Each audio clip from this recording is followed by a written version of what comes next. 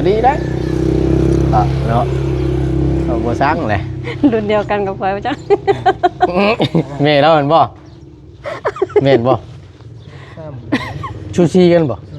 โอ้พ่อคอยยังหาซื้อแบบโล พอ50 แต่ว่ามีน้อย แม่ มีอายุน้อยนะมันว่ามีน้อยเนาะขออภัย อายุแม่เจ้านี่ไหนช้ำจะ เจ็กซ้ำเล่า ช้ำบ่ ซ้ำมัน ไม่ยากกันทุกไพ่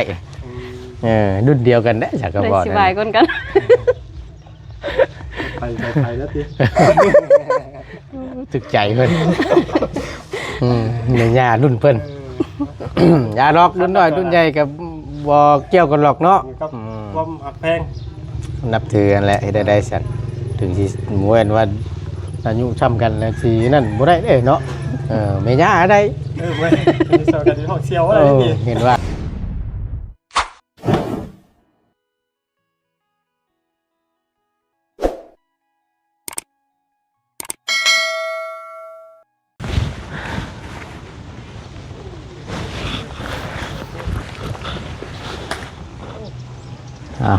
สาธุเด้อเนาะเปิดคลิปเปิดภาพมากับพร้อมกับอันนี้พี่น้องเลยเนาะพระสงฆ์องค์เจ้านั่งขมูขมเมา เอาก่อนอื่นพี่น้องกราบสำบายดีและสวัสดีเด้อพี่น้องเด้อสำบายดีกันเบิดสุขูสุคนFCเบิดทุกท่านเนาะพบเจอกันในคลิปนี้ปุรีทั้งบ่ตูนมาพี่น้องเลยมาหาทางสาวจ้อยหรือว่าทางสาวเตียวเนาะคือจังได้ยินว่าเพิ่นได้สมาชิกใหม่เข้ามาเฮือนเพิ่มอีก1คนว่าซั่นเนาะก็คือทางสาวเตียวนี่เพิ่นมีผู้ว่าวพี่น้องเอ้ยเพิ่นได้ผัวใหม่แหละตามเบิ่ง จังแม่นมานได้เรานี่ก็ได้เนาะรอบก่อนน่ะก็จังว่าบอนสมหวังในความฮักมาอีกมันนี่ก็ไล่อีกแล้วพี่น้องเอ้ยจะเป็นมารคักเราก็ได้เนาะเอามื้อนี้ก็เป็นอีกมื้อนึงเนาะมื้องามยามดีแต่ละบ้านแต่ละเมืองแต่ละแขวงอาจจะได้เอาพระเอาหยังลงไปส่งเนาะหรือว่ารดน้ำวันที่13 เมษายนเนาะพอดีอยู่ทางบ้านนะก็ยังอยู่พี่น้องคาดว่าน่าจะเป็นมื้ออื่นวันที่14แต่บางบ้านนะเอาพระลงไปลดละ13พี่น้องเลยเนาะแต่ละหมู่บ้านก็ไว้แน่แต่อยู่บ้านบ่ทนอาจจะเป็นมื้ออื่นพี่น้องเนาะมื้อนี้ก็ได้ถือโอกาสมาหาทางสาวแต้วก่อนมาเบิ่งก่อนก็จังว่าเปิดโตสมาชิกใหม่ว่าซั่นเป็นจังไดเดี๋ยวถามข่าวเพิ่นก่อนบ่ได้พ่อเพิ่นโดนเติบเลยหลังจากที่เพิ่นได้ไปเฮ็ดเวียกเฮ็ดงานพี่น้องเอ้ยช่วงบ่ตูนเข้ามาช่วงนั้นก็มีแต่เข้ามาหาทางลูกชายเพิ่นเนาะพร้อมกับทางพ่อใหญ่บุญมีเอาหลานเอาลูกจะแต้วนี่แหละพี่น้องเนาะเอาจังใดก็ตั้งบ่ตูนก็ปีใหม่สิฮอดแล้วก็บ่มีหยังตอบแทนทาง FC เนาะก็มีแต่ขอบบุญขอบคุณเนาะที่คอยเป็นกำลังแห่งใจและติดตามรับชมคลิปให้กำลังแห่งใจกับบ่ตูนโดยตลอดมาเบิ่งคลิปให้โดยบ่ขามโฆษณาเนาะขอบบุญขอบคุณหลายๆเอาปีใหม่สิฮอดแล้วเนาะก็ขอให้ทาง FC เพื่อจะดีเบิดทุกท่านบ่ว่าสิอยู่ทั้งฝั่งลาวฝั่งไทยต่างประเทศเนาะก็ขอให้มีแต่ความสุขความเจริญปราศจากโรคภัยไข้เจ็บทั้งปวงทั้งใดเด้อบ่ว่าจะธุรกิจการงานใดๆเนาะค้าขายง่ายมือหยังก็ขอให้เจริญรุ่งเรืองในหน้าที่การงานเนาะตลอดปีและตลอดไปเนาะขอให้ร่ำขอให้รวยเด้อ FC เบิดทุกท่านผู้ใหญ่ใจดีเบิดทุกท่านเนาะสาธุเด้อปีใหม่แล้วเนาะไปใส่มาใส่ก็คอยเดินทางตลอดปลอดภัยละขึ้นเหนือลงใต้กลับบ้านกลับซองเนาะให้ฮอดในเทิงชูหม่องชูบอนเด้อ FC เด้อเนาะปะเดี๋ยวเข้าไปชมน้ำกันทางชาวจอยมาพร้อมกับลูกหนวดเหมือนอีก2 คนเนาะ ทางลูกหนวดกันไปว่าสันไปเบิ้งแผ่นไม้สาวจอยอีกครั้งหนึ่งว่าสันเนาะก็ได้พากันมานับกัดไปลองเลยฮอดกับบรรยากาศช่วงเที่ยงฮอดเอาเลยแท้ ทางบ่ตุนก็ยังบ่ได้ไปทางใดพี่น้องเนาะพุ่นแหละรอชงพระแล้วเดี๋ยวเป็นมื้ออื่นเดี๋ยวจังว่ากันพี่น้องมันฮ้อนไปใส่ก็ลำบากแต่ก็สิว่าเนี่ยอยากพาลูกพาเมียไปเที่ยวกับโอ้ยมันไปลำบากพี่น้องรถจักรเฮาด้วยความที่มันบ่มีหยังปกคลุมนี่แหละเนาะแต่ว่ามีรถใหญ่คือหมู่ก็สะดวกสบายอยู่ดอกพี่น้องไปก็ได้ไปใส่มาใส่ก็อันนี้มาโดนฮ้อนดูโตนทั้งลูกก็แหละทั้งบ่ตูนบ่เป็นหยังดอกพี่น้องก็สู้ได้อยู่เนาะแต่ว่าลูกชายนี่แหละพี่น้อง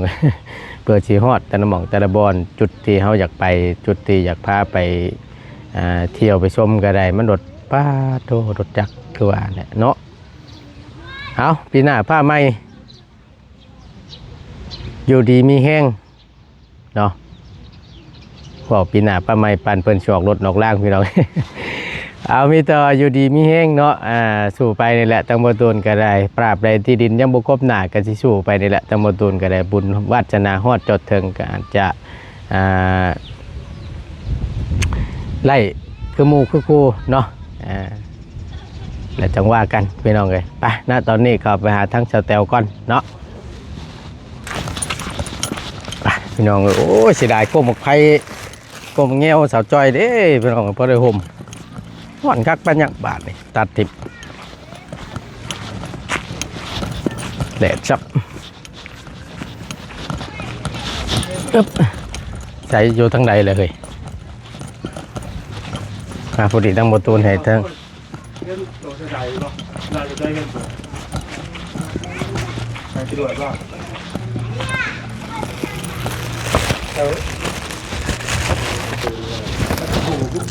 น้าวเจ็ด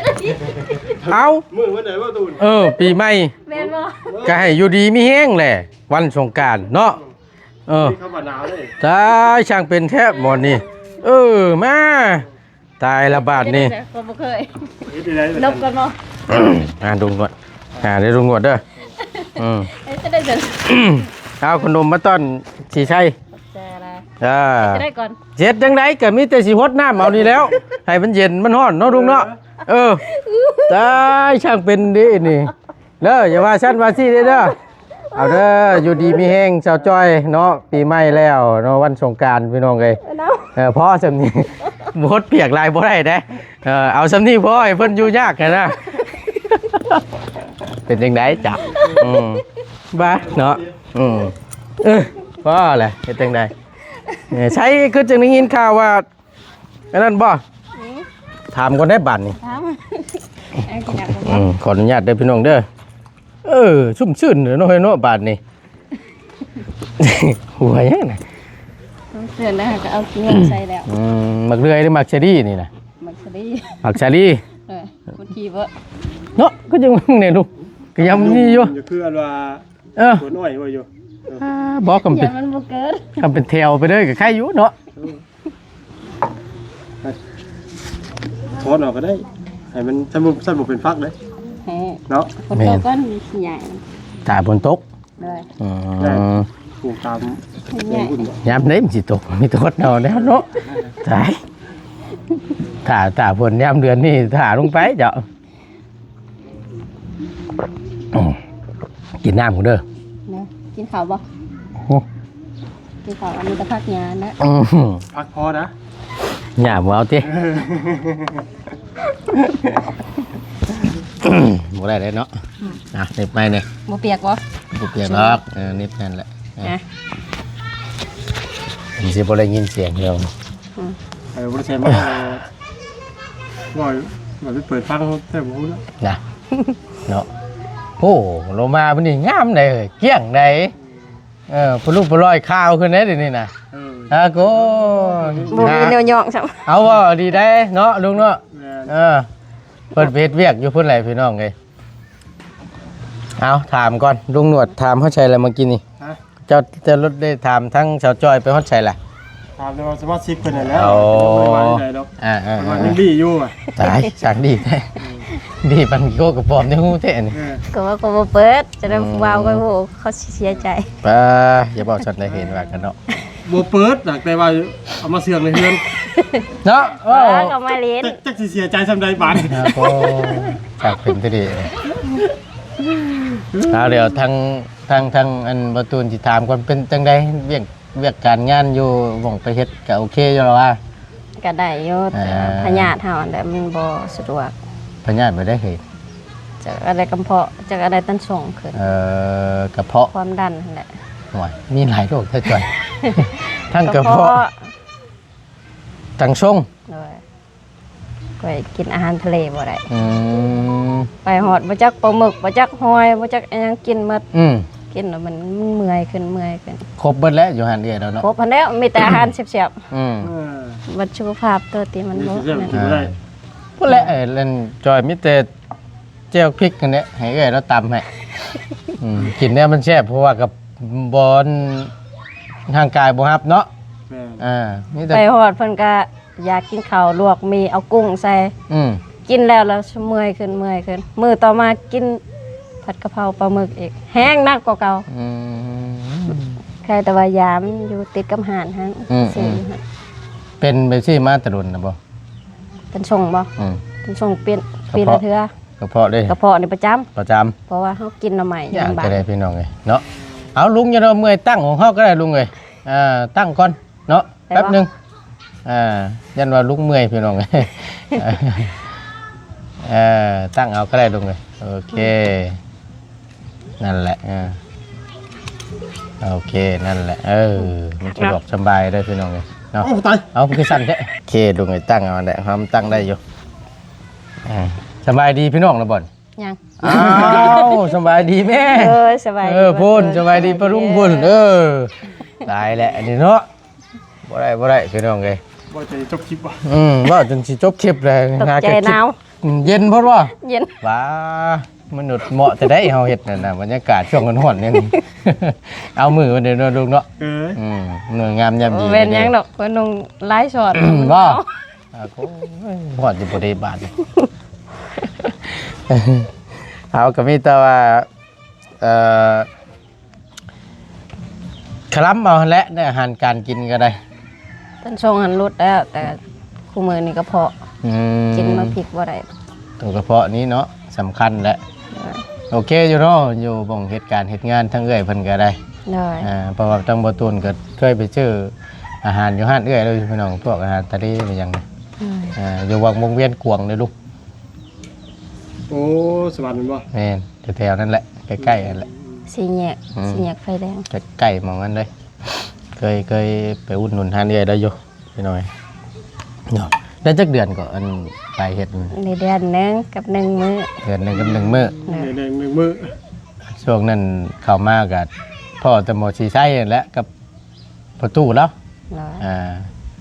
มาเนี่ยโอ้เพิ่นก็บ่ได้ให้บ่ได้ห้องได้อยู่กับประตูไม่ตู้เพิ่นสำบายบ่ได้ลืออีกเว้ามันสิเว้าเนี่ยคืออยู่น้ำแม่ตายลุงหนวดลุกแบบบ่คิดเลยเนาะ อันใด โตแล้ว มันสิเงิง เกือบหัวพลาดพื้นพี่น้องเอ้ยเพื่อนวะรถนี่ประตูนั่งอยู่ชนในลุงหนวดนั่งยันลุกวับรถ นายก็ละสนกันพี่น้องเลย เบิ่งได้ อันนั้นเป็นเพื่อนกัน เนาะ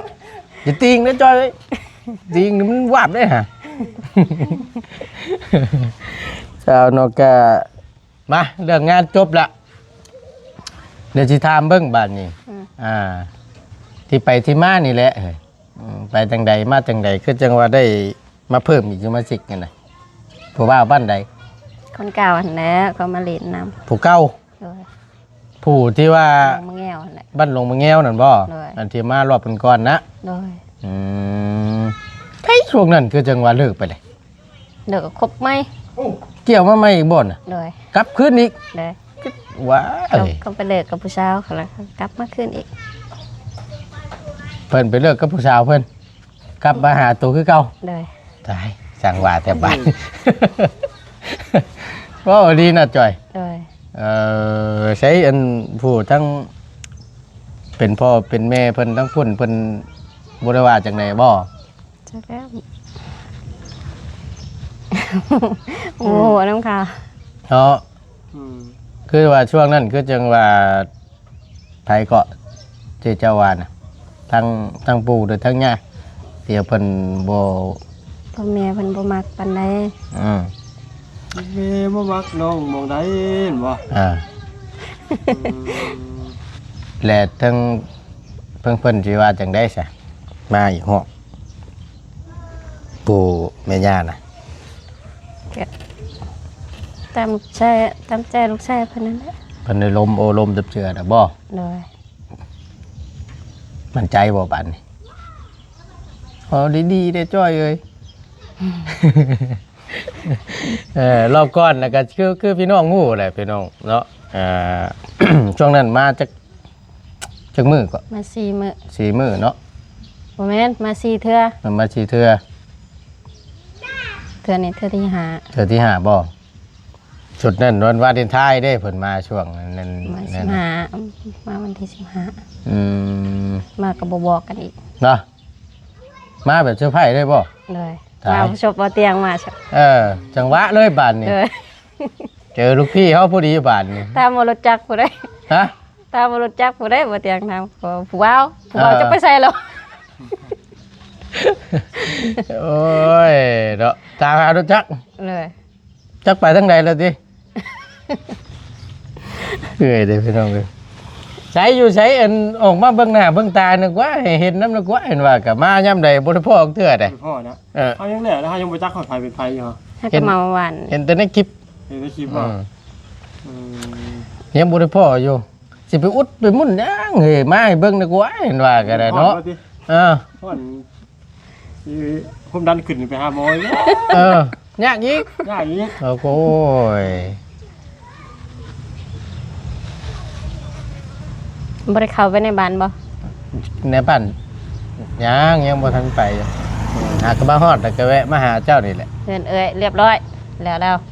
เดินเอ้ยเปลี่ยน เอาแล้วแหละ เลย เรียบร้อยแล้ว เลย ไผเฮ็ดให้เนี่ย แม่นจะบ่ บ่ได้ เตียงบ่ บ่ฮู้เขายังบ่ฮู้อยู่นี่ คือเห็นพอว่าบ่เตียงซื้อใหม่เอามาให้ เออ จักงบทางผู้ใดแน่ เออ แล้ว ทางบ่ตูนบ่ได้มีเลยพี่น้องเฮือนจะเปลี่ยนนั่นบ่ เลย ได้ไหมระบัดนี่ ได้ไหมล่ะงามอองตองอยู่ ดีแล้วดีใจน้ำเล่าหลายๆพี่น้องเอ้ยเนาะอย่าเปลี่ยนเรื่องกลัวเว้ามากกว่าอันน่ะมันแน่นว่าก็ได้เนาะ จักอยู่ใส่ ใช้ชื่อจังได๋น่ะ เอ้ยมาได้ไหม ไปนำกัน เป็น บ่ติดบริล่ะ บ่ว่าสิดีกันเห็นว่าก็ได้เนาะเว้าปันเฮาเป็นผีเป็นเพศย่านเฮายังกันน่ะมานั่งโอลมถามแหน่จักหน่อยหนึงเห็นว่าก็ได้อยู่ห้องบ่ดีอยู่ห้องนะตามเบิ่ง จักไปใส่ บ่ว่ากี่ที่แท้ย่านแต่ข่อยญาติ เบิ่งไปหาก่อน บ่ญาตินะซำมัน โอ้ยเปียก ผู้ว่าวนี่สบายดีโต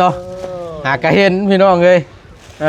ใส่ไปอยู่ช่างไก่น่ะมันบ่เห็นมุมกล้องค่อยแล้วนะตายช่างเป็นแท้นี่ ออกมามันยับไปเรื่อย ชูดไปเนาะถอยหลังตาดลงห้องผู้เห็นว่าก็ได้ บ่เย็น เย็นช้างที่เย็นเห็นว่า เย็นเข้าหน้าฮอดนี่น่าจะไหลเนาะ เนาะเบิ่ง เย็น ใหม่เบิดเลย โอ้ยเอาได้พ่อตัวจริงเสียงจริงเด้อพี่น้องเด้อบาดนี้มารอบก่อนกับทั้งประตูนี่ก็ยังบ่ได้เห็นก็จะได้พบพ่อเพิ่นมื้อนี้แหละเนาะชื่อจังได ชื่อทำมา ชื่อเท่ามาโอ้มาจนฮอดเนาะ มาจนฮอดเนาะเจ้าก็ได้โอ้ยมาบ่ได้บอกบ่นี่บอกอยู่ว่ามารอบนี้บอกอยู่ชื่อเท่ามาอายุจักปีล่ะ20 ปีก็จิตเล็กก้อนนี่ ธรรมดาได้นี่เนาะใจทุกปีละ 32 32 จำกันทุกก่อยได้ รุ่นเดียวกันเนาะ รุ่นเดียวกัน ครับผมดู รุ่น เป็นเด็กนี่ว่า อืม อันนี้ตาได้นี่ กลัวได้พี่น้องเลยเนาะแล้วก็พอดีแหละทั้งบตูนจะถามทั้งน้องเพิ่นก็ญาติเอิ้นน้องซะห่างกัน12 ปีพุ่นแหละ20 ปีครบพอดีบ่เป็นจังได๋รอบก่อนน่ะคือจังว่าได้ห่างกันช่วงหนึงน่ะ เป็นเวียก เฮ็ดเวียกเฮ็ดเวียกหยังนั่นเนาะ กรรมกร ก่อสร้างบ่ โ คนทาง ฮะ คนทาง หนทาง โดยเฮ็ดทาง เฮ็ดทางลัดทางอันนี้เฮานี่บ่ โดย อืม ก่อสร้างคือเก่าเลยว่าเนาะ ถ้า ไปสร้างกับก่อสร้างเลยเนาะ ฮะ ถ้าราคาไม่หา หลัก30มา โดย อันที่ว่าเพิ่นซ่อมแซมทางที่เพิ่นเฮ็ดให้มันนั่นดีกว่าเก่าอันบ่ โดย ไปเฮ็ดแบบนั้นบ่ เออ อ๋อ แบบเขานั่งถ่ารถเขารถออกก็มีเด้ แปลว่าพังนี่สิมาแล้วบุกไว้บ่ แม่น อ๋อกำถือตอนนั้น ว1เรียกว่า2ว1เรียกว่า2บ่ เออนั่นแหละเคยถืออยู่ได้บ่ทุนก็ได้เออ เคยไหม เคยแล้วอยู่ภาพหมู่กี้ใช่บ่วะเฮ็ดคือเป็นโลพ่อนี่เออสิปล่อยพ่อมันออกเลยเด้อและเจ้าแล้วทั้งนี้ก็ได้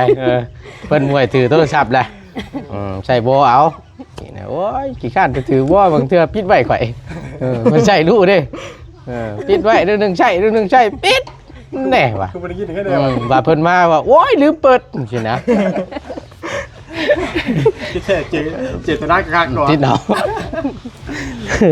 เอาดูบอลพี่น้องไอ้เพิ่นให้เดือนเท่าไดเนาะ 3 ล้าน เดือนหนึง3 ล้านบ่ โดย ในช่วงนั้นเนาะ โดย ไปเฮ็ดดนเติบหรือบ่ ในปีหนึ่งนะ ได้ปีหนึงเลยเฮ็ดเส้นทางจนนี่เนาะเส้นทางลักนี่พี่น้องเอ้ยสิลงภาคใต้เป็นภาคใต้ลงไปภาคซี 2-3 เดือนที่แล้วเนาะ เห็นแม่นละ เอาไปเซ็นนะคอยลงเมื่อบ้านเมียเขาบ่ได้นี่ โคชันหัวค้อนบ่ ว้ายเอาไปเลยดูเมียงุ้มหานุ่มอยู่เอวกู โอ้ฝันนั้นบ่เคยมากัน ลงว่าเป็น จริงเหรอใจบ่ลง เอามันลงอะไรนี่เป็นแบบมันซักขอบเลยดีนะ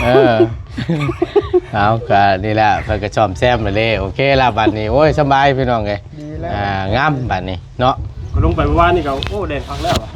น้องโกโก้ น้องโอ้ลงไปไปหาทั้งจานเราเป็นตั้งซ่องให้เมีย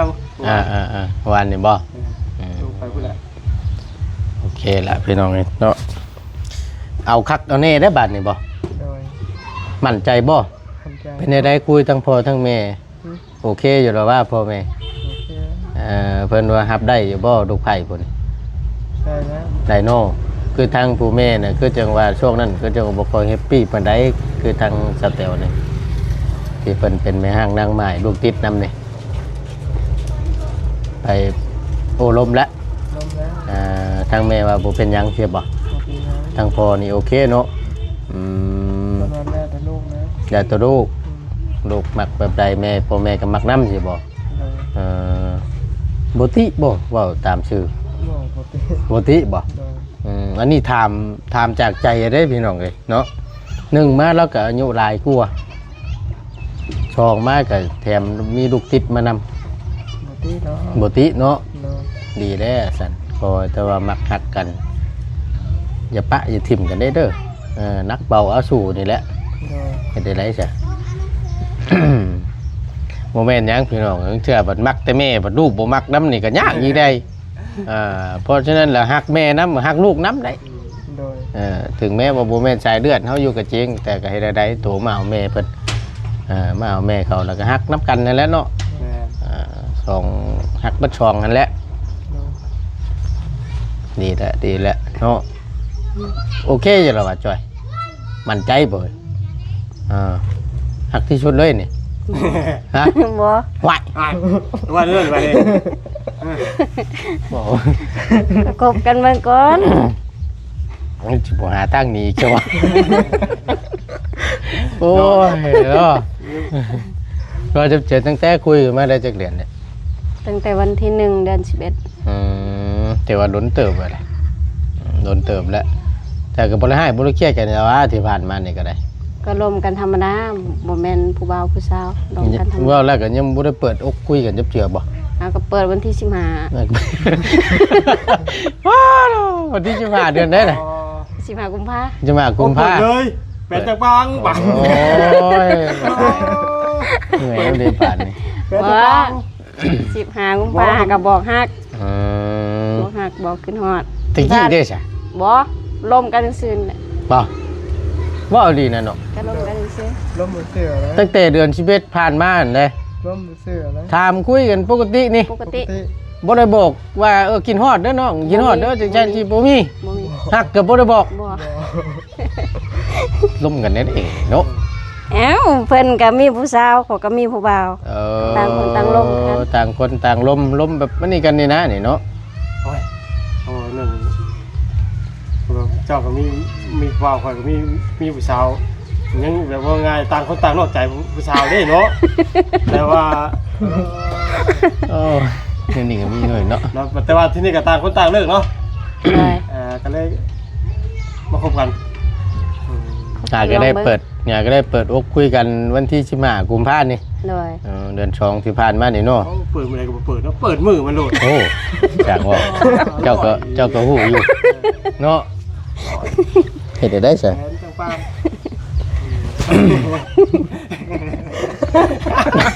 ถึกใจเพิ่น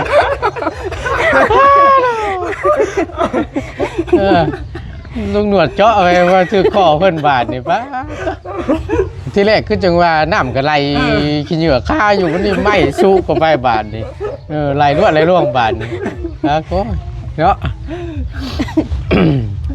ก็ได้ล้มเนาะเปิดคุยกันละ เลย เป็นยังไงหลังจากที่เราต่างคนต่างบอกหักกันดีใจบ่ ดีใจ นี่ที่ผ่านมาล่มกับมือชิว่ากินฮอดกินเห็ดดิเข่าก็บัดจากว่างก็ว่างเพราะรถสิ โลกกันดีๆไปเลยดิ จะไปแซ่แล้วนี่ หน่อยเนาะเอาก็ดีแหละเนาะเดือนชอง3-4เด้เปิดอกคุยกันนะก็ได้2 เดือนปลายแบบจริงๆจังๆเลยนะพี่น้องมีอย่างกะล้มกันจังสินะ ก็ยังถ่ายอีก2 ปีปีหน้าปีหื้อมันแหละ ฮะ เจ้านะบอกให้ทะ ถ่ายแบบได้ถ่ายอยู่ท่านกันบ่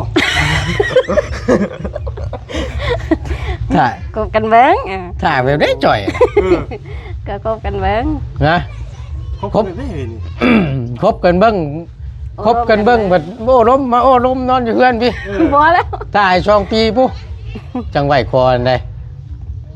ก็ถ่าเบิ่ง นะ เพื่อมื้ออื่นมื้อหื้อผิดกันก็มันแยกทางกัน เอ้า เนาะเมื่อยน้ำนี่ คบเพื่อเลิก คบผมว่าเห็นว่ากันได้ เบลอบ่นี่ก็แล้วเว้นว่า อ้าวก็มีอย่างกะนี่แหล้วเนาะคำว่ามักฮักกันไอ้ดีกะ นักเอาเว้าสู้ ก็คุยกันแหล้วว่าเดือนใดปีใดก็มามั่นมาขอไว้ ก็ย่านหั่นแหละมึงเธอเฮามั่นไว้แล้วมื้ออื่นมื้อหื้อปะกันก็มี อ้าวกระบูแล้วเนาะก็เฮ็ดอะไรฉันคำว่าในเมื่อว่ามักฮักก็ต่างคนต่างรับได้แล้วก็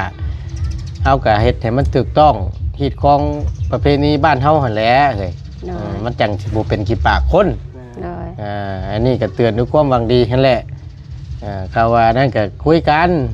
หมั่นหมายไว้แล้วก็มือแต่งมืองามย่ำดีก็พูดแล้วเต้าหาเงินหาค้ำได้แล้วก็จังว่ากันพวกก็ต่อแขนก็ได้เนาะน้องหมั่นหมายขอไว้หน้าพี่น้องเลยให้มันถือมันต้องนั่นแหล้วแล้วก็หาเงินบาทนี่ได้เงินได้ค้ำแล้วก็จังค่อยหามือหาย่ำปลูกแขน เลย จังสันตัวเนาะ ก่อนไปคิดแนวนึงอีก คิดได้ไรนะ เว้ยคิดอยากไปหาเงิน คิดจะไปหาเงินฟังไทยนะ อยู่น้ำลาวเฮานี่ อยู่ลาวเขานี่ เลย เอาไปก็ไปจ่อยสิเป็นหยังไปเฮากะ เงินนะครับมันบ่ได้เกี่ยวกับเรื่องเฮาที่อยู่นำกันเด้น่ะมันบ่ได้เกี่ยว กำ งา ว่าน แบบขวดไปแล้วขวดไปเลยอันนี้ ไปแล้วก็เนี่ยจะว่าตัวสิคบกับผู้นี้แล้วตัวนี้ติดต่อกับผู้ใหม่อยู่เข้ามาอีกเนาะ บ่ได้เด้อเฮ้ย ก็บ่แน่แหละ เนี่ย แล้วเอาไปเนาะ โอ้ย อย่าไปว่านั่นนี่เห็นว่าก็เนาะเพราะในเมื่อเฮานั่นน่ะก็ตัดสินใจ มา แห บอ ละ กว่าร้อยว่าเจ้าสิบ่ร้อยของเขาเนาะมันก็บ่ว่าเด้ อยากไปหาเงินกับไปก็สิเป็นหยังก็เป็นไปได้ก็เฮงดีแหละไปหาซอยซอยกันหามองใดเพิ่นคือสมมุติว่าสิโรคเพชรอยู่น้ำเอื้อยเพิ่นหม่องเจ้าเฮ็ดนี่ก็เพิ่นอยากได้ผัวเมียลงไปอยู่น้ำก็แฮงสบายแล้ว ไปหาน้ำกันมีหยังก็สู่น้ำกันเลยเฮ้ยได้เงินได้คำมาก็จังพุ่นแล้วเข้าพักผ่อนอีกรอบ เมื่อยแล้ว เมื่อยแล้ว ว่าเข้ารอบนี้ก็เป็นรอบสุดท้ายซะเนาะ ว่าแล้วน้องเรานี่ตอนนี้เรายังเฮ็ดเวียกหยังถามนะ เจ้าได้ออกหรือบ่จากอันเวียกที่เฮ็ด ยังเฮ็ดอยู่คือเก่าแม่นบ่ โดย เอ่อไปชมแซมอยู่เช่นใดเดี๋ยวนี้ ถ้าลงมือมานะ ทางลมแงว ทางบ้าน เช่นทางบ้านเจ้านี้เนาะ โดย อืมอยู่พุ่นก็เฮ็ดเวียกได้เดือนหนึง3ล้านบ่อ๋อแต่บ่เป็นหยังถึงเฮาบ่ได้อยู่นำกันก็แยกกันอยู่ก็ได้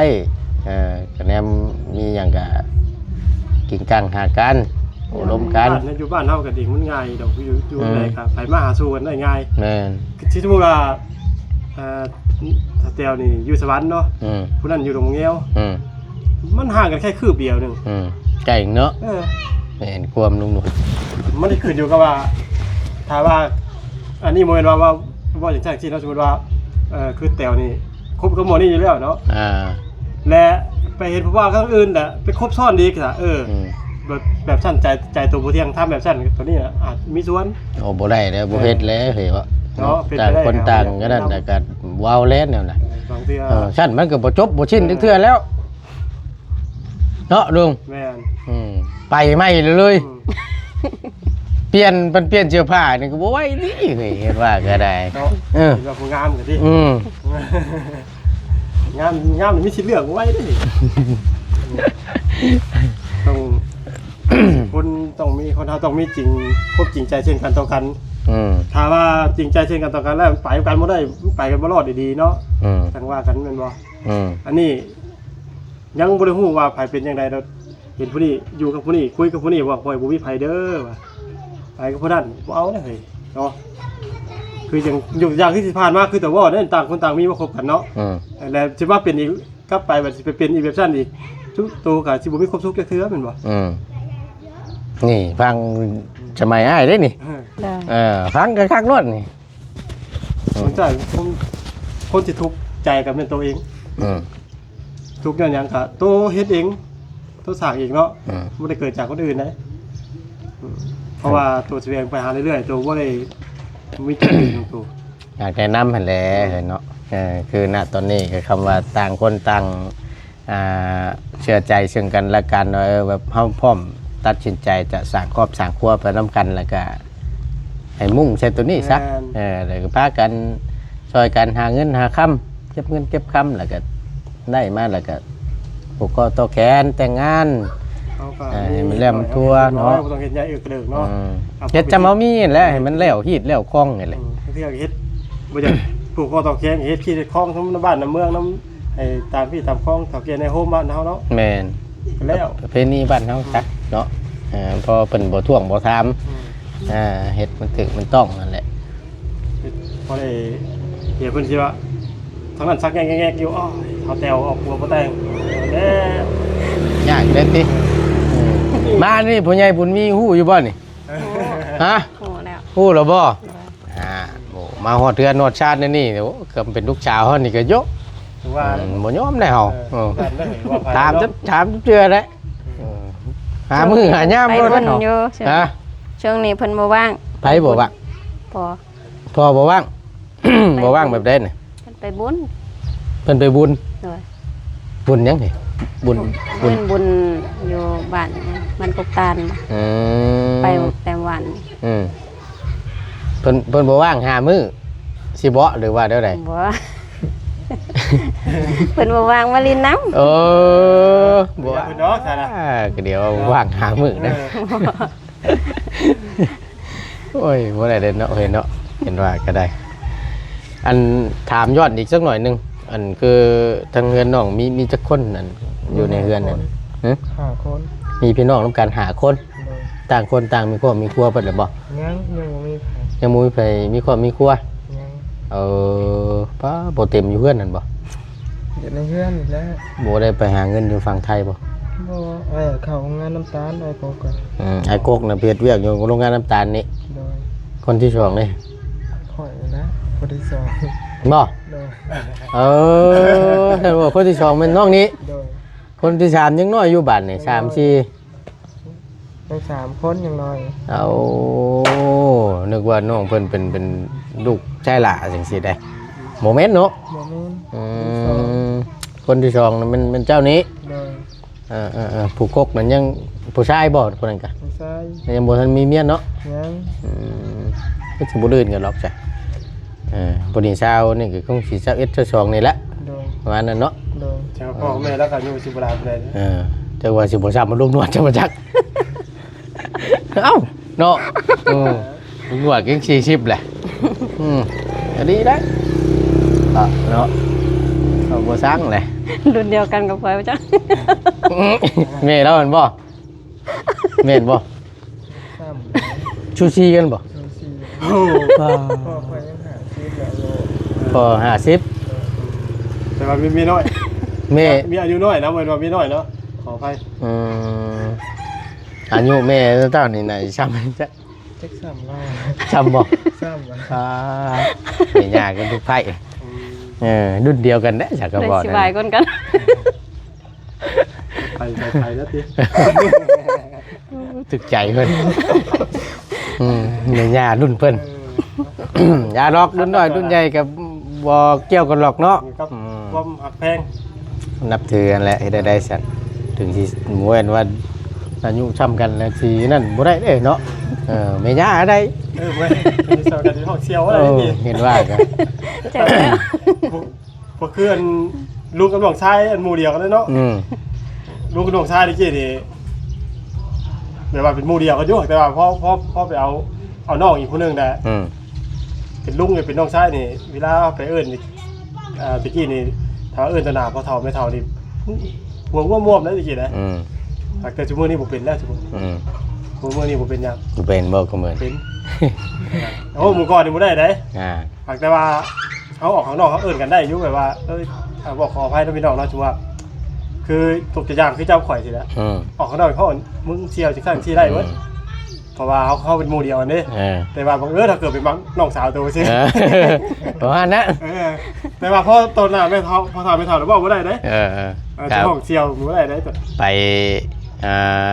ตามที่ตามคล้องเลยตัวนี้เนาะ แม่น เฮ็ดได้นอนถึงแม้สิเป็นหมู่เป็นคู่เป็นเชี่ยวก็ยาหักแต่ว่ามาเอาน้องกันในน้ำก็เอิ้นลุงเนาะ แม่ บ่ได้ออกนอกแล้วจังว่ากันตัวน่ะ จุมื้อนี้ก็เพิ่นอาจสิบ่ได้เข่งขัดพออะไรคือเมื่อก่อนน่ะนะ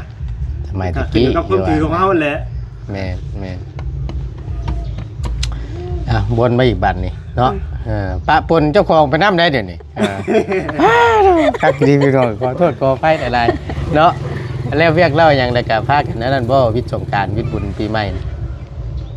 เจ้าก็ลงเพชรงานหม่องเก่าบ่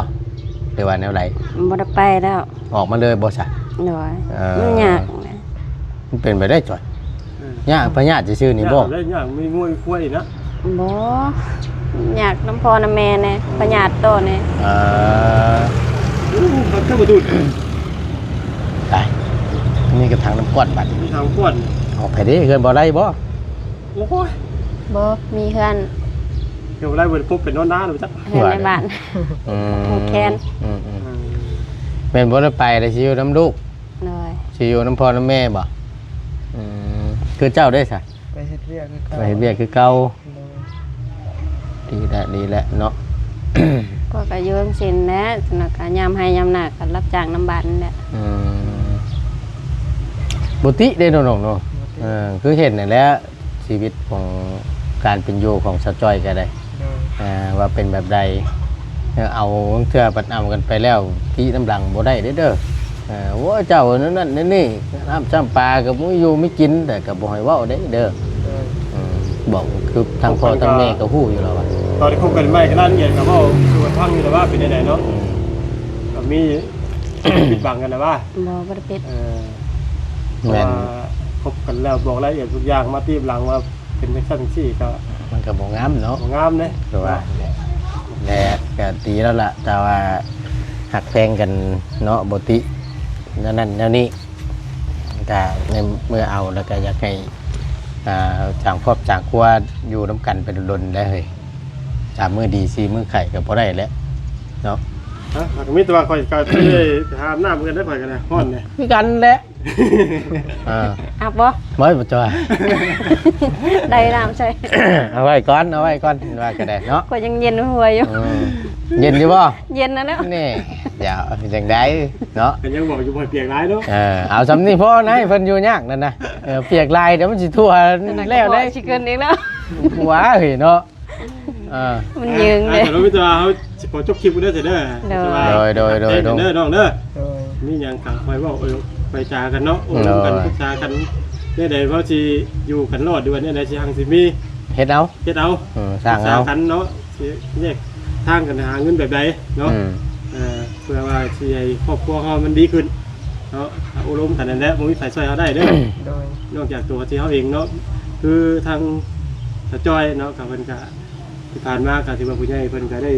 ซอยหลายอย่างเนาะ เลย ว่าเพิ่นก็สิซอยเฮาตลอดไปก็บ่ได้เด้อน้องเว้ยเฮาต้องถือว่าเพิ่นตั้งรักปักฐานเฮามีสำนี้แล้วก็ต้องสู้ด้วยตัวเองบัดเนาะถือว่าเฮาก็มื้อตาอ้าปากได้ไปแล้วช่วงนึง เลย เนาะก็สิคือฮู้แหละเนาะมื้อไผสิสามารถช่วยได้ตลอดเนาะเลย มีแต่ว่าเบิ่งกันแย่งกันเนาะเฮาก็สิจบคลิปได้บ่หลายลงไปเลย เจ้า แห้งเด้อ สบายดีเด้อทั้งเจ้าลุงหนวดเด้อ โดยโดย บ่ได้สงการจะขึ้นใหม่จังได๋เด้อบ่ตูนกันได้ บ่ได้ชุ่มเด้อติลุงมีแต่สิใหม่ไปเรื่อยๆเด้อติเอากะอยู่ในบ้านนี่เพิ่นบ่ได้ส่งพระบ่ ยังอยู่ มื้อใดเพิ่นส่งพระ โมโห แต่ละปีได้ซะโอ้บ่มีบ่ โมโห สมมุติได้ ปีแล้วมีอยู่ ปีที่แล้วเนี่ยมีอยู่ เลย วันที่ยังเพิ่นเอาลง มื้ออื่น 14บ่ คือว่าบ่เห็นพระปีแล้วนี่ก็โหดพระนั่นแหละ เพราะว่าอยู่ในบ้านนั่นเป็นมื้ออื่นพี่น้องส่งพระหดพระ มื้อนี้แหละมันมื้อนี้น่ะยังอยู่ทางบ้านน่ะมื้อบางบ้านก็แม่นมื้อนี้นะแล้วแต่ผู้บางคนเพิ่นก็เอาลงไว้บางบ้านบางวัดก็ได้แต่อยู่บ้านน่ะยังอยู่เนาะเอาก็ถือว่าได้มาเยี่ยมยามถามข่าวก็ได้พ่อเพิ่นโตเป็นตัวจริงเสียงจริง หยิกเบิ่งเจ็บบ่ บอกว่าเด้อจับสิก็ได้อยู่หรอวะยิกถึงสิละเนาะโมเมนต์ไอ้ไม่ไทยได้ตัวจริงจริงเด้อแต่นี่ทั้งบาบุญมาเนี่ยนะเห็นบ่ โดย บาบุญมา มาฮอดที่ฮอดทางก็ดีพี่น้องไงมาฮอดเมื่อคืนนี่เมื่อวานนี้เนาะ วัน เมื่อวานนี้ นอนใจเมื่อคืนนี่ นอนคนละห้อง เนาะร้อยบ่ร้อยบ่คนละห้อง มันใจร้อยบ่ร้อยอยู่บ่เนี่ยอย่านะ อย่านะติ อย่าเว้าว่าตัวเฮานี่อยู่ยามเว้นคนละห้องนะค่ำมากโอ้ย่านดิว่าซั่นแต่ก็ติได้ฮ้อนแห้นละบาทนี่พัดลมห้องเจ้าคือเย็นแท้ว่าแล้วมันก็สิบ้ายไปนำกันนี่แหละ ประสบการณ์มาตุน โอ้ย อย่าสิเอาชูดเพิ่นเด้อ ถูกใจเพิ่นพี่น้องไงเอาบ่หยอกกันซื่อเด้ออย่าไปเครียดกันได้พี่น้องไง FC ก็ได้เนาะเว้านัวหัวม่วนก็มาเยี่ยมยามทำข้าวและทั้งหมดโดนก็ได้เนาะคือเว้าน่ะเด้อจังได๋ก็หมอยเว้าได้คือเจ้าคิดนั่นบ่ดีบ่ โอ้ตัดสินใจแล้วก็ ปักหลักปักฐานแล้วจ่อยเอ้ยวะเห็นว่าก็ได้เนาะโตก็สิไปไหม้เรื่อยๆมันก็บ่จบบ่สิ้นแหละเนาะเห็นว่าก็นับมือไปเรื่อยๆว้าวเนี่ยน่ะทั้งนี้ก็คือกันมวยเฮ็ดแล้วนั่นน่ะเบิ่งมันก็บ่งามหั่นแหละก็เป็นไปได้มาอยู่น้ำกันนี่แหละก็เฮ็ดได้สั่นสิเล่นนี่แขกคนเพิ่นไปมาเพิ่นก็หาผู้เพิ่นแหละเพราะฉะนั้นล่ะเฮาก็อยากเฮ็ดแต่มันถูกมันต้องนั่นแหละไหวคอไว้ซะตอนนั้นตัวนี้แล้วก็ว่ากันมีมาหาได้มือหาได้เงินได้คำแล้วก็จังคอยมาเฮ็ดผูกคอต่อแขนก็ได้เฮาบ่เอาใหญ่ก็เอาพอให้มันแล้วฮีดแล้วคล้องนี่ก็พอให้มันตึกมันต้องนั่นแหละพอมันเป็นขี้ปากชาวบ้านหูหัวใจหายเขาทันได้เคยเห็นว่าก็ได้พอจะได้เฮ็ดให้มันถึกนั่นแหละตั้งใจหาเงินหาคำมันแล้วแล้วก็ได้หนักเบาเอาสู่เนาะ โดย มึงเนี่ยเจ้าปีหนึ่งนี่ หยิบเปื่อยเราตั้งนั้นเนาะโอ้ยเมื่อยแล้วเด็ก ก็ยังว่าอยู่มันไผคิดเนี่ยนะพี่น้องเอ้ยผู้ใดดีว่าไม่ก็บ่คิดว่าสิเป็นทั้งน้องเพิ่นนี่แต่ก็สิไม่คือเราเว้าหั่นแหละไม่อีกรอบเด้เนาะกับไม่อีกรอบ เลยหอบซองเลย รอบสองเลยรอบสามไปเลยจัก โอ้ย รอบสามใช่ว่าปันพอเย็นต้องตมมันจะเกิดดึงชนไว้กับอยู่จะ ไปก่อนเด้อดิ นะพอหยอกเด้อพี่น้องเด้อเอาอยู่ดีมีแห้งขอบคุณในไลน์พี่น้องไอ้ทั้งหมดต้นขอตัวจบคลิปปิดคลิปก่อนเนาะในคลิปนี้ก็เว่าผิดพลาดประการใดกับขอโทษขออภัยนำพ่อแม่พี่น้อง FC หลายๆเด้อพี่น้องเด้อเนาะอยู่ดีมีแห้งพี่น้องสบายดีเด้อพี่น้องเด้อใช้สิใช้ไปทางใด คุณนะ แม่นบ่น่ะ เลย แก้เสือใช่ครับเฮ้ยเนาะสิใช้เอ้ยบ่กินบ้าขนมนี่เฮ้ยแล้วบาทนี่ให้อย่าบ่จอยเพิ่นมานั่นแก ว้า คักแหละฉันเนาะไปพี่น้องเอ้ยอยู่ดีมีแห้งเนาะ